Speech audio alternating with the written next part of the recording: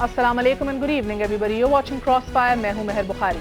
Jacques Python SGS Cotecna reference में Swiss court में पाकिस्तान के वकील हैं। उनका कहना है कि मेरी राय में अगर हुकूमत पाकिस्तान चाहे भी तो स्विस अथॉरिटी बैनुल-अक़वामी कानून के एहतराम में आसिफ अली जरदारी के खिलाफ मुकदमा नहीं खोलेगी।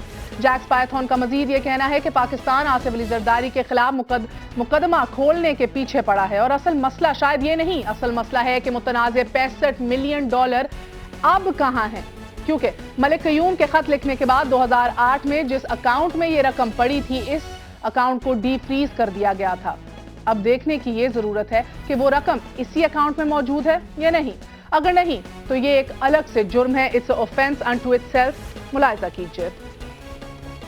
What was done with the monies frozen in Switzerland when the General Attorney Zappelli decided to lift the freezing of that money.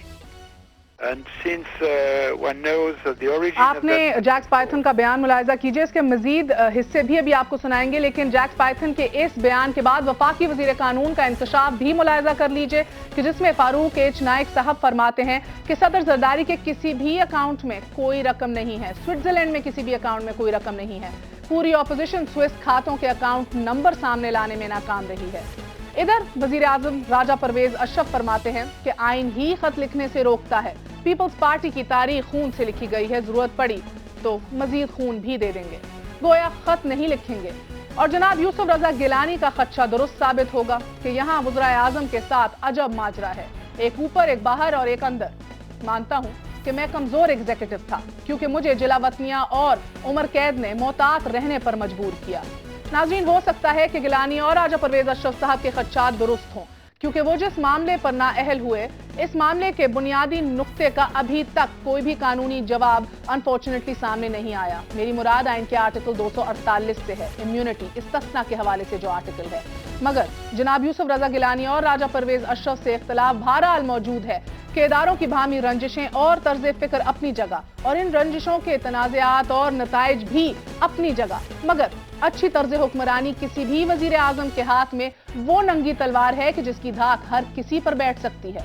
मगर लगता यह है कि हमारे वज़राए आजम इस फाशशुदा राज से भी ना आशना रहते हैं। शायद इसीलिए अच्छी तर्ज हुक्मरानी का, गुड गवर्नेंस का हमारे मुल्क में ये हाल है कि चेयरमैन नैब बुखारी साहब ये कहते हैं कि सरकारी महकमों में रोजाना ऑन ए डेली बेसिस 6 से 8 अरब रुपए करप्शन की नजर हो जाते हैं, और इस गलाजत में कोई नाखून डूबा हुआ है तो कोई इससे लुथड़ा पड़ा है। ये करप्शन की एक दास्तां का ही नतीजा है कि मुल्क के वजीर आजम राजा परवेज अशरफ को हल्फ उठाने से पहले 3 घंटे नैब की तफ्तीश का सामना करना पड़े, और हल्फ उठाने के बाद उनका नाम जो है वो ECL में डालने की तैयारियां की जा रही हों। ये मामलात बताते हैं कि हमें बुनियादी तौर पर बदनीयती का मर्ज लाहक है।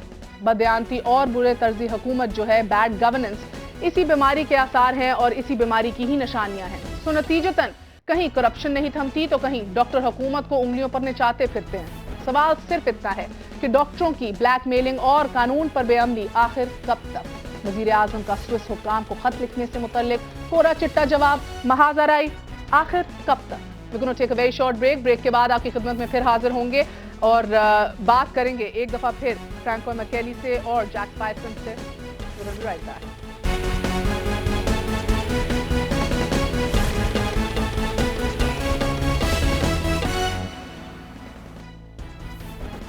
वापस आने का शुक्रिया। अनफॉर्चुनेटली महसूस ये हो रहा है कि हम एक और बहरान की तरफ बढ़ रहे हैं। सुप्रीम कोर्ट ने जवाब तलब कर लिया है और राजा परवेज अशरफ ने दो टोक अल्फाज में ये कह दिया है कि वो खत नहीं लिखेंगे। यूसुफ रजा गिलानी साहब भी चुप का रोजा तोड़ बैठे। इसी वीकेंड के ऊपर साकमा के प्लेटफॉर्म से उन्होंने नज़म भी पढ़ी, बहुत कुछ और भी कहा। मगर उससे पहले जैक्स पाइथन जो फॉर्मर पाकिस्तानी स्टेट अटॉर्नी भी रह चुके हैं और फ्रैंको मैकेली, इन दोनों का क्या कहना है आपसे बात कराएंगे। आपने कुछ माह पहले अरशद शरीफ साहब के शो में भी इनकी बातें सुनी होंगी। हमारे सीनियर जर्नलिस्ट हैं और ब्यूरो चीफ भी हैं। मगर सबसे पहले जब ये जैक्स पाइथन से जब ये पूछा गया कि असल मसला क्या है उनकी नज़र में, या मामला या असल सवाल क्या उठाना चाहिए, क्या कहना था, एकदम मुलाहिजा कीजिए। Is what was done with the monies frozen in Switzerland when the General Attorney Zappelli decided to lift the freezing of that money. And since one knows the origin of that money, of course, in my view, the taking of that money and the appropriation of that money, which in fact should come back to Pakistan, might be considered as a new offense for which legal assistance could be given. यानी कि जो 2008 के बाद जो पैसे unfreeze हुए उस account से वो कहां गए हैं, सवाल ये उठाना चाहिए। वो एक जुर्म अनटू इटसेल्फ, एक ऑफेंस अनटू इटसेल्फ है। फिर सवाल जब इस्तिस्ना को उठाया जाता है तो इस हवाले से स्विट्जरलैंड क्या सोचता है, एक दफा मुलाहिजा कीजिए। There is a problem of immunity because as far as Mr. Zardari is concerned, as long as he is the chief of state, I think Switzerland will not prosecute him. यानी कि Switzerland जो है वो तो उनको prosecute नहीं करेगा क्योंकि हेड ऑफ स्टेट हैं वो आसिफ अली जरदारी साहब, मगर क्या इसका मतलब है कि अब कोई भी केसेस खुलाना रीओपनिंग जो भी है वो एक लीगल इम्पॉसिबिलिटी बन जाती है? क्या ये नामुमकिन है? फिर उसके ऊपर क्या कहते हैं, सुनिए। It is contested because there are two ways of invoking immunity. The first one is to lift the immunity in Pakistan in accordance with the Pakistani constitution. And on this, of course, I have no advice. Simply, we could be faced with a decision of the Supreme Court, perhaps, stating that Mr. Zardari is still chief of state, but he does not enjoy immunity. But for Switzerland, it would not be enough, in my view. For Switzerland, Switzerland would appreciate the thing not only on the basis of the Pakistani constitution, but also the international customs in matter of immunity. Generally speaking, consider that the chief of state in function could not be prosecuted, whatever the decision of the Supreme Court could be. आपने farmer Pakistani state attorney की बातें सुनी कि ये फैसला अब supreme court of Pakistan ने करना है, पाकिस्तान ने करना है। 248 का मतलब क्या है, इस्तिस्ना है क्या? हेड ऑफ स्टेट को हम अपने मुल्क में इस्तिस्ना देते हैं कि नहीं? क्योंकि इंटरनेशनल लॉ के मुताबिक स्विट्जरलैंड तो हेड्स ऑफ स्टेट को प्रोसिक्यूट नहीं करता। हमारे साथ खुरम दस्तगीर साहब मौजूद हैं, मुस्लिम लीग नून के सीनियर रहनुमा हैं। हमारा साथ दे रहे हैं शर्जील मेमन साहब, मिनिस्टर इन्फॉर्मेशन सिंध हैं, और फारूक अमजद मीर साहब तहरीक इंसाफ के लीडर हैं। मगर हमारे साथ अभी टेलीफोन लाइन पे सीनियर लॉ एक्सपर्ट मौजूद हैं, जस्ट रिटायर्ड फखरुद्दीन जी इब्राहिम साहब। फखरू भाई अस्सलाम वालेकुम। सबसे पहले मैं आपसे जानना चाहती हूं कि कोर्ट ने एक दफा फिर इस दूसरे वजीर आजम से भी जवाब तलब कर लिया है और राजा साहब भी दो टोक फरमा चुके हैं कि खत नहीं लिखूंगा, खून भी देना पड़े तो हमारी रवायत है, एक दफा फिर खून हाजिर है। फखरू भाई, ये मामला किधर जाके रुकेंगे? कोई दरमियाना रास्ता आपको नजर आ रहा है? मुझे तो देखिए, बात दरअसल ये है कि सुप्रीम कोर्ट के पास तो प्रेसिडेंट है। मैंने आपको लिखा, आपको कहा कि आपको लिखना लाजमी है, आपने नहीं लिखा, I held you up in contempt. तो फिर सुप्रीम कोर्ट के पास अब तो कोई चारा नहीं है कि वो judgement remains in the field, तो वो तो कहेंगे। और वो भी स्पीकर वाला मामला भी अभी वो तो रहेगा, शायद वो रहे न रहे, मगर जहाँ तक सुप्रीम कोर्ट है, Supreme Court will stand by previous judgement. उसमें तो कोई शक नहीं है कि भाई अगर इम्यूनिटी वहाँ है या नहीं, इम्यूनिटी यहाँ हो क्या नहीं। Supreme court is really not concern with that. वो कहते हैं हमने एक ऑर्डर कर दिया, राइट और wrong, please write that letter and that letter must be written, otherwise you are committing contempt. Supreme Court के पास तो बिल्कुल इजी मैटर है, सामने मैटर है कि हमने पहले होल्ड किया है कि आपको लेटर लिखना है, हमने पहले होल्ड किया है कि आप लेटर नहीं लिखेंगे तो you are committing contempt. We have in fact punished a prime minister for not writing the letter. How can Supreme Court now hold otherwise? It is bound to hold what they are. I understand, sir. Fakhru भाई, कोई और चारा नहीं है। आपने कहा फैसला लिख दिया है, अब उसके ऊपर अमल तो अब फिर असूली बुनियादों पे। So what I C is आपकी बातों से कि राजा साहब को भी घर का रास्ता दिखाया जाएगा। मगर मेरा सवाल ये है फखरू भाई कि क्या ये मुल्क जो है एक और दूसरे वजीर आजम को घर भेजता देख लेगा, बर्दाश्त कर लेगा? क्या clash of institutions God forbid तो नहीं होगा? बेटिया देखो, पॉलिटिकल रिपरकशंस तो माफ करना, अगर मुझे आप पूछे ना तो दिस मैटर में यार एक पॉलिटिकल मैटर है, इंस्टीट्यूशन का मामला है। पार्लियामेंट एक तरफ, सुप्रीम कोर्ट दूसरी तरफ। मैं तो चाहता हूँ जब जितना हो सके ना बिटिया, ये fight between the two institution should not take place. मैं तो समझता था कि स्पीकर ने एक रूलिंग दे दी, उस स्पीकर की रूलिंग को आपको अपनाना था, वो बात खत्म हुई। मगर अब सुप्रीम कोर्ट ने कर दिया, नहीं, it's not, we are not prepared to, she has not done it right, blah blah blah, whatever it is, but that भूल जाइए। पर इस वक्त तो मैं जब खड़ा होऊंगा तो मुझे यही पूछेंगे, भाई आप खत लिखने के लिए तैयार है? भाई कहेंगे मैं लिखने के लिए तैयार नहीं हूँ। अच्छा, तो कोर्ट के पास तो कोई ऑप्शन नहीं है।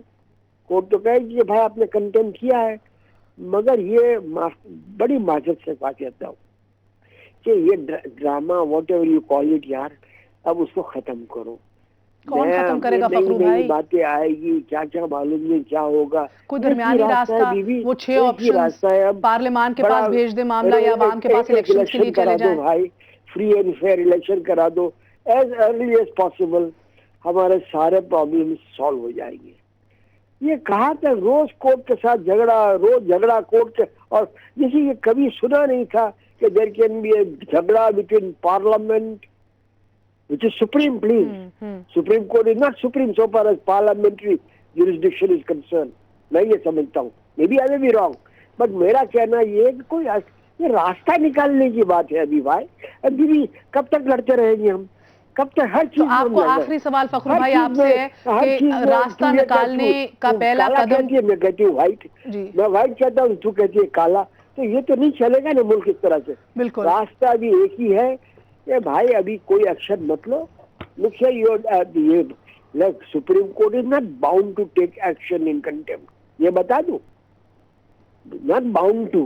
कंटेम्प्ट किया है, we are ignoring it, we may ignore it this time, maybe there से ये तो एक रनिंग बैटल चलेगा, एक के बाद दूसरा, दूसरे के बाद तीसरा, और वो कहेंगे अब इलेक्शन सामने आ रहे हैं, हम overlooking the whole thing. Supreme court is not bound to hold him for contempt. तो मेरा ख्याल है कोई रास्ता निकालो भाई, सबके लिए अच्छा है, इंस्टीट्यूशन के लिए अच्छा है।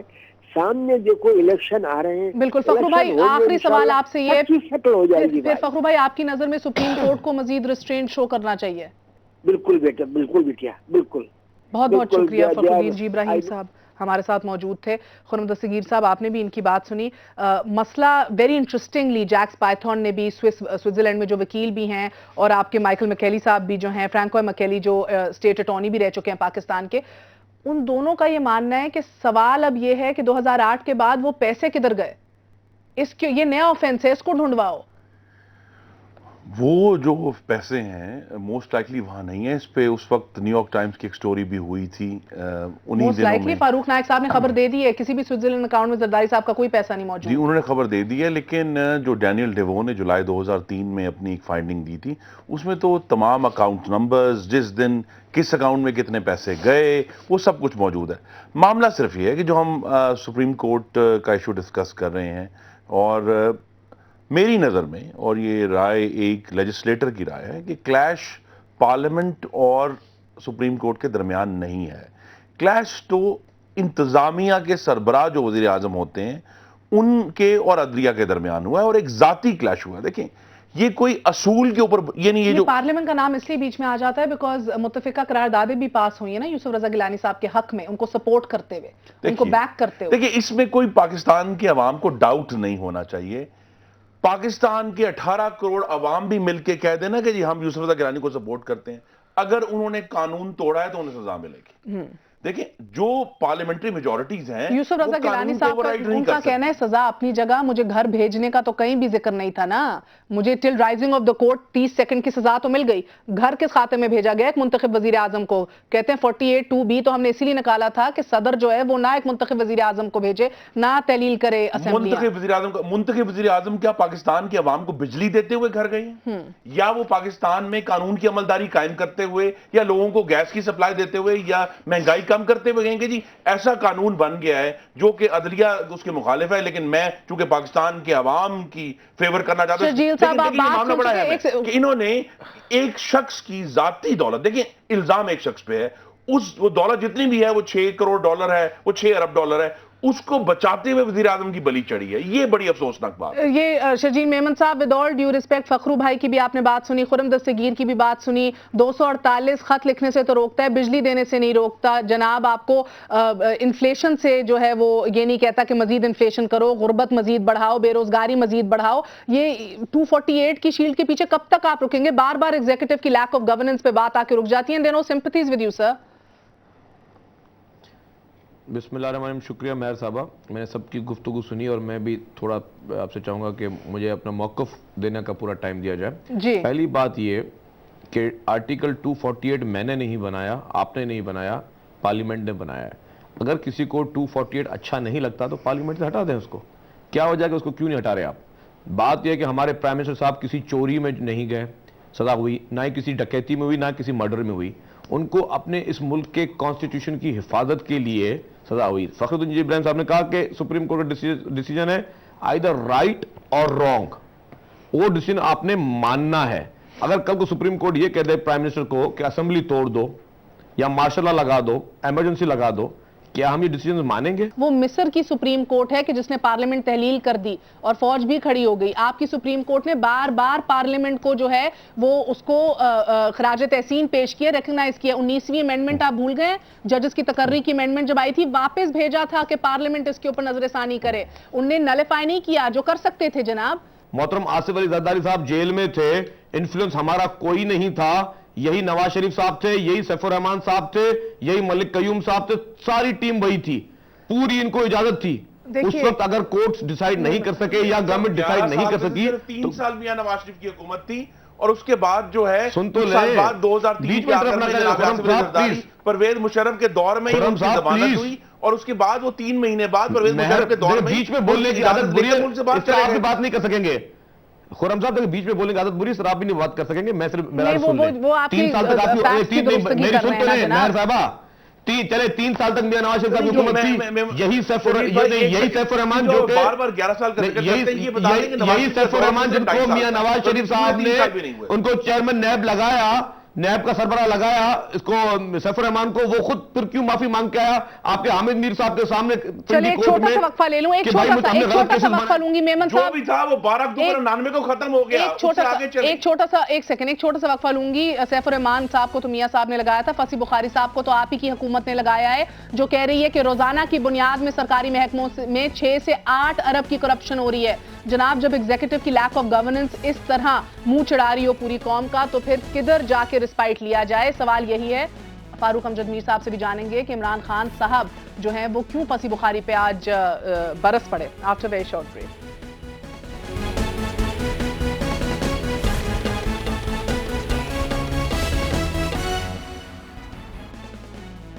यूसुफ रजा गिलानी साबिक वजीर आजम पाकिस्तान कहते हैं सुकरात की तरह जहर का प्याला पी गया, और क्या क्या उन्होंने आज 2 दिन पहले फरमाया, मुलाहिजा कीजिए। हम तो गवाह हैं कि गलत था, लिखा गया, क्या फैसला हुआ था और क्या लिखा गया। ये कैसी मुनसफी थी कि मुनसफ के सामने झूठी शहादतों को भी सच्चा लिखा गया। फारूक अमजद मीर साहब, आपने सुना गिलानी साहब का भी गिला यही रहा कि वज़ीर आज़म के साथ तो यहाँ अनफॉर्चुनेटली यही होता है, एक ऊपर है एक बाहर है तो एक को अंदर कर दिया है। सवाल सिर्फ इतना है कि घूम फिर के बात आ जाती है गवर्नेंस के ऊपर एग्जीक्यूटिव की। अब इसको हल किस तरह किया जाए? राजा साहब फिर एक दफा वो कह रहे, फखरू भाई की बात दुरुस्त है कि फिर लाइन में सब घर जाएंगे एक के ऊपर एक के ऊपर एक। देखें, एक बात तो मैं अर्ज़ करूं कि ये सुप्रीम कोर्ट का काम नहीं है कि वो ये देखे कि इसके फैसले के सियासी असरात क्या होंगे। उन्होंने कानून और आइन के मुताबिक फ़ैसला देना है। इसलिए ये जो है एक सियासतदान तो कह सकता है कि इन हालात में फ़ैसला ना दें या लेट कर लें या कुछ कर लें, सुप्रीम कोर्ट का एक ये काम नहीं है। दूसरा, आपने कहा कि जी फसी बुखारी पे इमरान खान जो है वो बरस पड़े। हमने फसी बुखारी साहब को कौम ने नैब का चेयरमैन लगाया है, वो सेक्रेटरी इतलात नहीं है कि जनाब आज इस महकमे में 2 अरब और उसमें 5 अरब की करप्शन हो गई। रोकना इनका काम है, रोकने की तरफ नहीं जाते। और शर्जील मेमन साहब से मैं गुजारिश ये करूँगा कि लोगों ने पीपल्स पार्टी को पार्लियामेंट में भेजा है गुड गवर्नेंस देने के लिए, उस काम में तो ये बिल्कुल टोटली फेल हैं। और अब ये सुप्रीम कोर्ट को मशवरे देते हैं कि जनाब आप फैसले इस तरह किया करें, आइन ये कहता है और अदलिया को यूं करना चाहिए। ओ भाई मेरे, अगर आप गुड गवर्नेंस देते होते, कोई आपके साथ आवाम सड़क पे आ जाती, तो फिर जो है वो बात आपको करने के हक में जाना था कि जी हमने अपना काम पूरा कर लिया, अब हम दूसरे महकमों को भी मशवरे सवाल देंगे। पूछूं आपसे, अगर बुरा ना माने जी तो आप? बिस्मिल्लाह पूछें जी। फारूक, हाँ मुझे बताएं, परवेज मुशर्रफ को वर्दी में इलेक्शन लड़ने की इजाजत ये कौन से आइन में लिखा हुआ है? एक फैसला गलत हो गया तो इसका मतलब है कि अब सुप्रीम कोर्ट लाजम है कि सारे किसने फैसले दिया गलत फैसला गलत? करेगी। नहीं, किसने फैसला गलत दिया? किसने फैसला गलत दिया? देखिए उस वक्त जो है, और एक मैं और बताऊं, मैं वकील आदमी हूं। नहीं, मैं आपको मेरे एक सुन सवाल नहीं, मैं आपको 10 सुन सवाल लेना। पूछूंगा। मेरे प्लीज। वर्दी में जी मेरे लड़ने भाई। का फैसला, इजाजत देने का फैसला गलत था, ठीक हो गया, सुप्रीम कोर्ट ने दिया, ठीक किसने हो गया। दिया गलत? अब मुझे इजाजत किसने देना। दिया? वो मैं तो ये कह रहा हूं सुप्रीम कोर्ट ने दिया, और मैं कैसे कहूं उसको? सुप्रीम कोर्ट कौन जो थे अब चीफ जस्टिस उस वक्त? मौजूदा जो अब उस वक्त चीफ जस्टिस उसमें नहीं बैठे हुए थे बेंच पे, आपको पता नहीं है। मेरी गुजारिश सुने, जो मौजूदा सुप्रीम कोर्ट है उसने उस फैसले को जो है वो उसके असरात ख़त्म किए हैं अपनी बात की जजमेंट्स पे, और बताया है आवाम को कि वो फैसला दुरुस्त नहीं था। मैं सिर्फ इतनी गुजारिश कर रहा हूं, अगर क्या पार्टी वो पाकिस्तान के आइन तोड़ने के मुतरादिफ था? फैसला नहीं था। मेरा आपसे एक सवाल है, एक सवाल है, मैंने क्या ये वो फैसले फैसला नहीं करने, पाकिस्तान के आइन को तोड़ने के मुतरादिफ था या नहीं था? प्लीज अगर मुझे बताएं। मुझे ये देखे, इससे पहले भी मार्शल लॉ में फैसले हुए, वो सारी आवाम को पता है ठीक फैसले नहीं थे, लेकिन परवेज बात ये मुशर्रफ है, के दौर में मार्शल लॉ तो नहीं था मेरे भाई, पार्लियामेंट था, पार्लियामेंट था वो। फारूक साहब मेरा अर्ज सुने, मेरा अर्ज सुने प्लीज। चले मेरा अर्ज ये है, उनको जवाब तो दे दीजिए मेमन साहब, और सवाल आज का ये है कि 2012 की हकीकतें कुछ और हैं। मुझे इसका जवाब दे लेने दे एक दफा फिर। शर्जील मेमन का मुझे जवाब दे खत लिखने में तो रुकावट है, दस्तगीर साहब, लेकिन अदनान ख्वाजा को ओजीडीसीएल का चेयरमैन लगाने में कोई रुकावट नहीं है, और राव शकील को डीजी हज लगाने में कोई रुकावट नहीं है, और ओगरा का चेयरमैन जो मैनिफेस्टली अनक्वालिफाइड है, आपने सिद्दीकुल फारूक को एचबीएफसी का चेयरमैन लगाया था, और पाकिस्तान मेरे भाई में रियाज आपने लालजी को एचबीएफसी का चेयरमैन लगाया था, सिद्दीकुल फारूक करने की को इजाजत देने की नहीं, कोई रुकावट सिद्दीकुल नहीं। फारूक को तो एचबीएफसी जहां का तो चेयरमैन आपके किसने लगाया इंटरेस्ट था? है, मेमन साहब मेरी उसमें तो बारी कोई थी, रुकावट मुझे नहीं है। इजाजत- अचानक मेरी बारी थी कानून का इंटरेस्ट आता तो रुकावट आ जाती है। इस्तिस्ना आ जाती है। बात कर लेने दें, मुझे इजाजत वज़ीर आज़म दें। आपने कितने रिटायर्ड लोग चेयरमैन पसंद लगाए पंजाब में, वो तो बताओ। उनके पास कोई तौजी नहीं हो सकती कि वो अदलिया का हुक्म ना माने, और जो भी वो कहेंगे वो गलत होगा, क्योंकि तशरीह बिल आकर अदलिया नहीं करनी है। पार्लियामेंट अपने जो रजिस्ट्रेशन कर रहा है उसमें टोटली इंडिपेंडेंट सॉवरेन है, लेकिन एक दफा पार्लियामेंट ने कानून बना दिया। जुडिशियल रिव्यू का मतलब ही ये है उस कानून को आइन की बुनियाद पर परखा जाएगा। इसी तरह एग्जीक्यूटिव का हर हुक्म जो है वो आइन और कानून की बुनियाद पर परखा जाएगा, और आप इससे भाग नहीं सकते। आप इसको मानना पड़ेगा। अब मुझे कानून की जो फर्क है को बोलने का मौका दें, मजा नहीं आएगा, करना भी होता है और इंतजामिया पर भी होता है। मुझे भी बोल लेने दे। अमजद मीर साहब मौका दें ताकि बात क्लियर हो सके। मैं इस पे पहले अर्ज कर दूं, फिर आपके मुतालिक आप जवाब दे दीजिए। एक ये मिथ जो पीपल्स पार्टी क्रिएट कर रही है ना, कि ये मर्दे हुर आसिफ अली जरदारी साहब 11 साल जेल में रहे और कोई फैसला ना हुआ। एक इन्होंने कहा कि जी फलां हुकूमत थी, फलां हुकूमत थी। फैसला नंबर 1 अदलिया ने करना होता है, हुकूमतों ने उसका फैसला नहीं करना। हुकूमतों ने केस बना के भेज दिया। 11 साल में अगर आप निकाल के देख लें, अगर उसमें 200 तारीखें हुई हैं तो 180 तारीखों पे या इनका वकील नहीं था जरदारी साहब का, या जरदारी साहब बीमारी के बहाने नहीं आए, इस वजह से इन्होंने केस चलने नहीं दिया। अब अपनी एक इन्होंने जो गलती की है, जो इनकी वजह से ताख़ीर हुई है, अब उसको ये अपने हीरोशिप के लिए इस्तेमाल करना चाहते हैं। अवाम को ये पता है, सारे पाकिस्तान को पता है, आसिफ अली जरदारी साहब का पैसा स्विस बैंक में था। वो पैसा जो है वो इन्होंने पाकिस्तान से करप्शन के जरिए बनाया था। पीपल्स पार्टी अच्छा, खुद आप इस तो बात वकील को भी भी हैं मीर जानती है। साहब, अब आप फारूक एच नाइक कह रहे हैं कि स्विट्जरलैंड के किसी भी अकाउंट में जरदारी साहब का कोई पैसा नहीं है। स्विट्जरलैंड के जिन वकीलों से हमारी बात हुई है वो कहते हैं कि ये तो एक नया ऑफेंस है, हमारे पास तमाम तर सलाहियात मौजूद हैं, आप ये केस फाइल करें कि वो पैसे ढूंढे, हम 2 सेकंड में ट्रैक कर लेंगे। तो हमें ये अब उस पैसे की ट्रेल ढूंढनी चाहिए कि वो किधर पहुंचा है। देखिए 2 जुर्म है ना, एक पहला जुर्म है उसको भी चलना चाहिए, खत लिखा जाना चाहिए। दूसरा वहां से पैसा निकाला गया, नया जुर्म हुआ, वो उसको भी ट्रेल जो है वो ढूंढनी चाहिए। और इंशाअल्लाह ताला जब तहरीक इंसाफ की हुकूमत आएगी, सबका एहतसाब होगा, ये पैसा भी ढूंढा जाएगा। और जो पहला खत वाला मामला है, इंशाअल्लाह अभी तो सुप्रीम कोर्ट उसको लिखवा लेगी, नहीं तो हम आकर लिखवाएंगे उसको। पर एक तो बड़ी वाज़ेह ट्रेल आ चुकी ना कि 8 साल 1996 से 2004 तक सदर मोहतरम ने फरमाया कि सरे महल मेरा नहीं है, मेरा इससे कोई ताल्लुक नहीं है, और वो कौम जिसमें अक्सर लोगों के पास छत नहीं है, वहां मैं इतना बड़ा महल कैसे बना सकता हूं।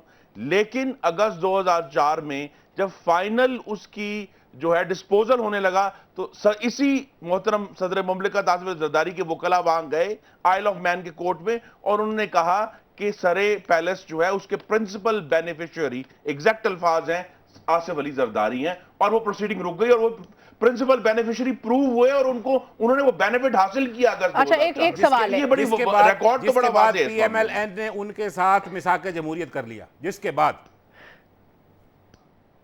और हमने मिजाक जमहूरियत मीर साहब एक सवाल है मोहतरमा बेनज़ीर भुट्टो के साथ किया।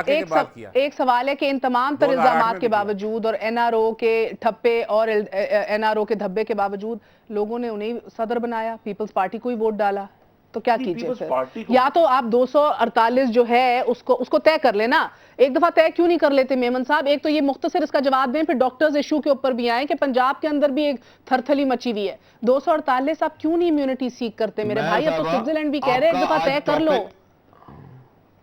मेहर साहब, आपका टॉपिक वसी है, मेहरबानी कर इस पे फोकस करने दो, और प्लीज मेरी तमाम गेस्ट से गुजारिश है कि मौजूद और पढ़े लिखे लोगों की तरह अब बोल लीजिए ना, वक्त ना जाया कीजिए, बोलिए।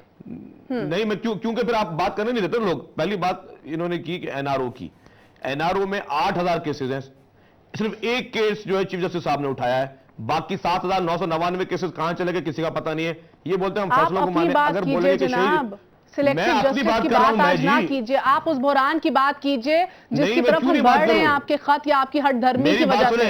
इस मुल्क में नाम निहाद एहतसाब किसका हुआ है? हमेशा पाकिस्तान पीपल्स पार्टी का हुआ है।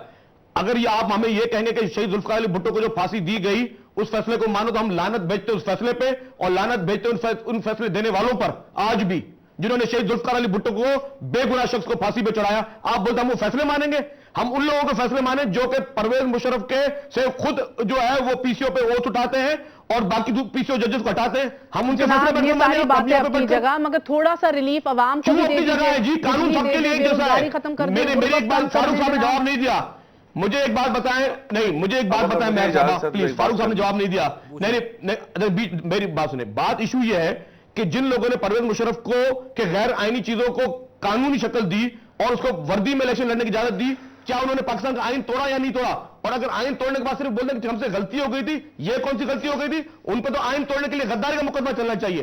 क्यों नहीं चलाते? क्यों नहीं पिटीशन? जनाब, तो आपने दुरुस्तगी की तरफ कभी नहीं बढ़ना इस मुल्क में। आपका तो बांग्लादेश, आप जनाब आपका तो एक हिस्सा अलग हो गया, उसके अंदर भी जाते हैं, फिर जाकर हमेशा हमूद रहमान कमीशन भी फिर लेकर आइए, फिर जाइए। आप मुशर्रफ का बार बार बात करते हैं, आप खुद तो जरूरत रखिए। आप आर्टिकल 6 मुशर्रफ पे लगाएं, आर्टिकल 6 ज़ियाउल हक पे लगाएं जनाब। ये जो इधर आपके पर जलते हैं, उस पे भी आता हूं। ओ मेहर साहब, मैं उस पे भी आता हूं। ये ख्वाजा आसिफ साहब रोज पिटीशन लेकर सुप्रीम कोर्ट में जाते हैं, इनसे पूछे कि क्यों नहीं परवेज मुशर्रफ खिलाफ आर्टिकल 6 की पिटीशन लेके जाते हैं कोर्ट में?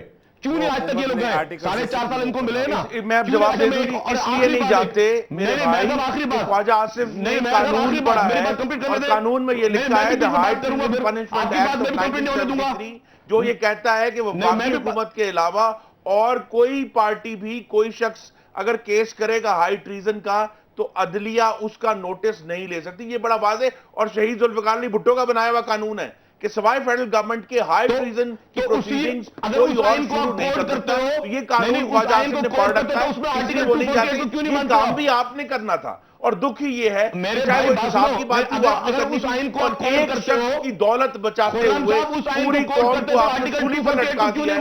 आप कहते हैं कि ये हमारे नहीं है, हमने निकाल दिए, खत्म हो गया, तो कौम कहेगी इसको आगे लेकर चले। 4 करोड़ का वज़ीर आज़म $1 करोड़ बचाते हुए बार बार दस्तगीर साहब मेमन साहब कह रहे हैं 248 भी भुट्टो के आइन में ही है। जी, मैं 248 भी भुट्टो के आइन में है जनाब, वो ये कह रहे हैं। बड़ी वजाहत है, बड़ी क्लियर है जी। वज़ीर आज़म ने खत लिखना है, उसके बाद जिसको इम्यूनिटी है वो उसके इस बात को लेकर चलता है ना। वज़ीर आज़म किस तरह अल्फाज कह सकते हैं कि मैं ये काम इसलिए नहीं करूंगा क्या जो है मैं आइन की इंटरप्रिटेशन कर रहा हूं। अदलिया का हुक्म मानना है। उसी जुल्फिकार अली भुट्टो के आइन में 190 भी है जिसमें लिखा है कि तमाम अथॉरिटीज है सिविल मिलिट्री वो एड के लिए आएंगे सुप्रीम कोर्ट। तो वो आइन में तो सारी बातें लिखी हुई है, जो आपको हिस्सा पसंद है वो आप जो नहीं हिस्सा। जी मेमन साहब देखिए, एक सेकंड जी, आखिरी सवाल था उनका, एक छोटा सा वक्फा लेंगे फिर सवाल पे भी आएंगे और बार बार ये बात करेंगे कि गुड गवर्नेंस वो नंगी तलवार है कि जिसकी धाक किसी पे भी गिर सकती है, कभी भी गिर सकती है। क्यों नहीं इस मुल्क के एग्जीक्यूटिव्स इस बात को समझते? After very short break.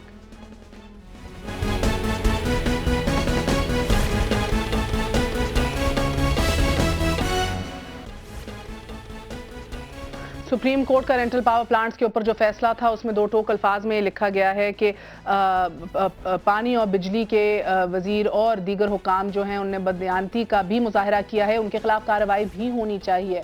साथ साथ फसी बुखारी नैब के चेयरमैन जो हैं उन्होंने ये भी बताया कि 2 अरब से जायद पैसे रेंटल पावर प्लांट्स में जो हैं वो वापस आ गए हैं। अभी मजीद 1.2 अरब भी वापस लेने के ऊपर काम किया जा रहा है। मगर शायद सबसे बड़ी खबर जो पिछले 24 घंटे में आई है वो ये है कि हमारी तारीख में पहली दफा एक वजीर आजम एग्जिट कंट्रोल लिस्ट पे डाला जा रहा है। नैब के चेयरमैन फसी बुखारी का कहना था कि राजा परवेज अशरफ का नाम FIA को फॉरवर्ड कर दिया है कि वो एग्जिट कंट्रोल लिस्ट पे इनका नाम डाल दिया जाए। शर्जील मेमन साहब, मैं आपकी जानिब आऊंगी। अब हमारे मुल्क के अंदर कोटिंग यूसुफ रजा गिलानी साहब, एक वजीर आजम ऊपर, एक बाहर, एक अंदर, अब एक ECL के ऊपर भी आएगा। पूरी दुनिया के अंदर ये किस तरह का तमाशा बनेगा, हमें किस तरह से परसीव किया जाएगा जब इस मुल्क का चीफ एग्जीक्यूटिव को इजाजत ही नहीं होगी अपना मुल्क छोड़ने पे? क्यों? On corruption charges. देखिए, करप्शन चार्जेस मेयर साहबा, इस मुल्क पे कौन सा ऐसा सियासतदान है जिस पे करप्शन चार्जेस नहीं है? नैब में केसेस तो नवाज शरीफ और शहबाज शरीफ के भी चल रहे हैं।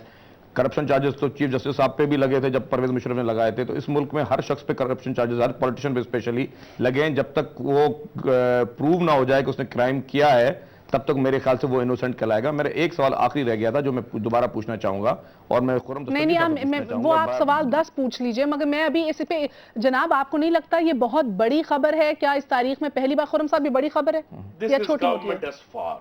आपने मेरा सवाल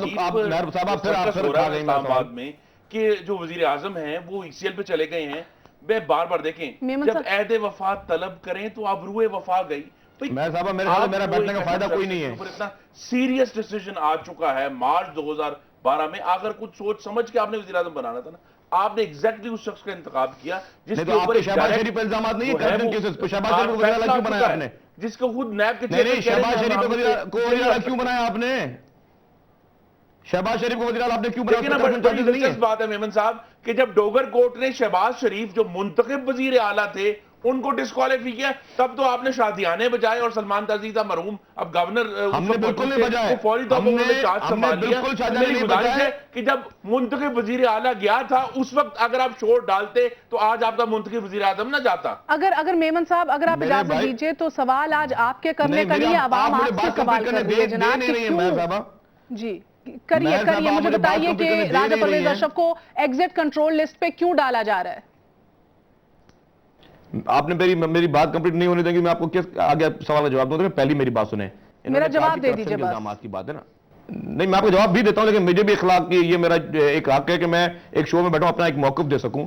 शहबाज शरीफ साहब पर करप्शन चार्जेस हैं, मियां नवाज शरीफ साहब पर करप्शन चार्जेस हैं, और आज के नहीं पुराने $32 मिलियन मनी लॉन्ड्रिंग। सुन तो लो, एक नहीं बहुत। और आज का एक, अगर आप पाकिस्तान टुडे अखबार उठा लें और पढ़ लें, उसमें एक अमेरिकन ऑथर ने लिखा है कि मोटरवे पे $140 मिलियन की इनको सिर्फ वो मिली थी, किक बैक मिली थी। मैं उस चीज पे भी नहीं जा रहा, वो आज की अखबार की बता रहा हूं, पुरानी बात नहीं बता रहा हूं आपको। एक बुक पे एक ऑथर ने लिखा है। मैं दूसरी बात करता हूं, शहबाज शरीफ साहब 2008 से आपके पास सुन तो ले प्लीज, सुन तो ले जी, जरूरत रखे सुनने की। लेकिन आपने जो डोगर को मेहरबानी करके अपनी बारी में बोले ना, गवर्नर राज लगाया, पंजाब असेंबली जो आप कहते हैं ना डेमोक्रेसी, आपने पंजाब असेंबली में ताले लगवाए।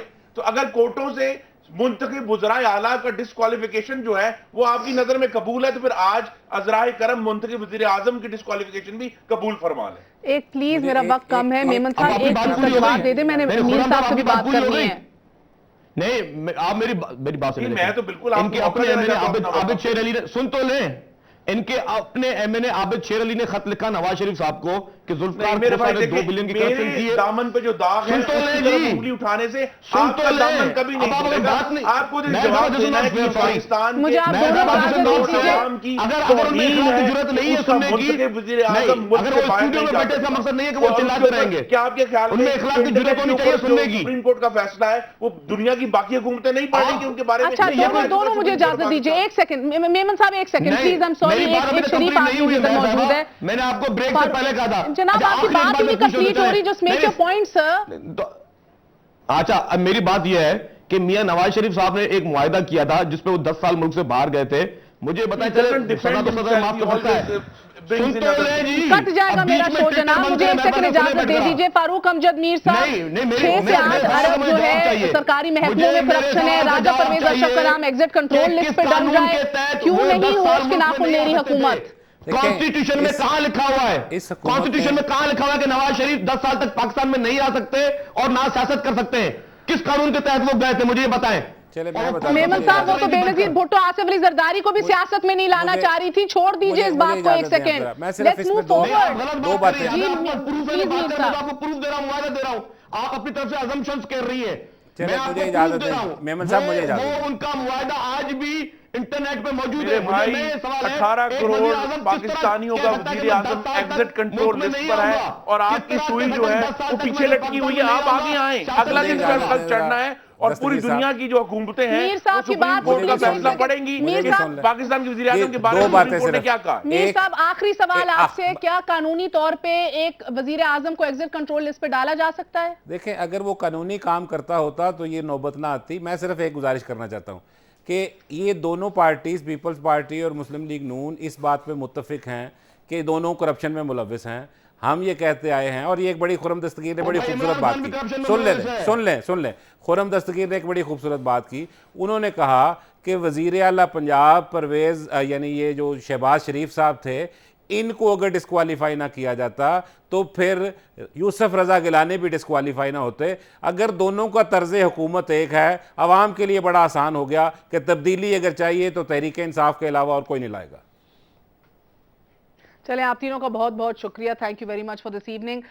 तब्दीली कौन लाएगा कौन नहीं लाएगा, मगर ये यकीनी तौर पे बहुत बड़ी तब्दीली है। हमारी तारीख में पहली बार हो रहा है कि हमारे एक वजीर आजम, chief executive of the country को एग्जिट कंट्रोल लिस्ट पे डाला जा रहा है। इंशाल्लाह कल मुलाकात होगी। टिल देन गुड नाइट, अल्लाह हाफिज।